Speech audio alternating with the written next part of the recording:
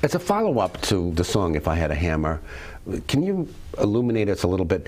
What is the meaning of the hammer and the bell and the song?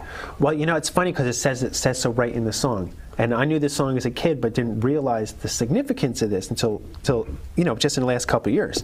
The hammer is the hammer of justice, as it says in the 4th verse. It's the idea written into the United States Constitution of justice for all. Okay, the bell is the bell of freedom, representative of our freedom. Another principle that this nation was built upon. Like the Liberty Bell. Like the Liberty Bell, yes, exactly. And the song that we sing is probably the most important thing. It's our right to free speech. It's our right to introspect, to look into ourselves, and to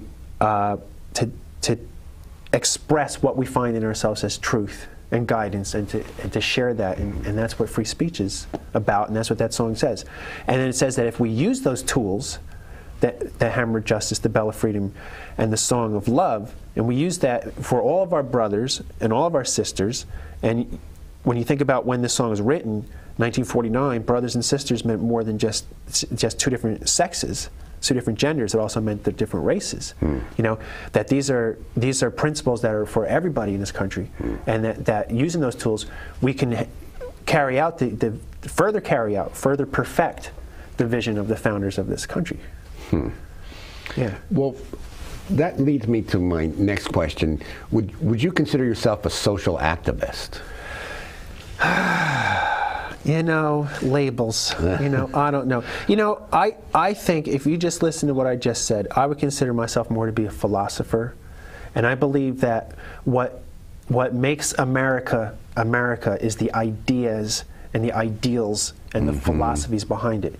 So when I see America not living up to these ideals and philosophies, I will speak up about it, and I will participate actively in events that will try to help people re-examine these issues and these philosophies. So in that sense, secondarily, I can see myself considered a social activist.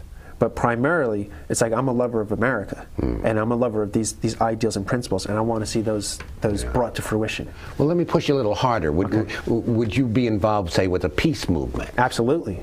Okay. Yeah. And would you be involved with the labor movement?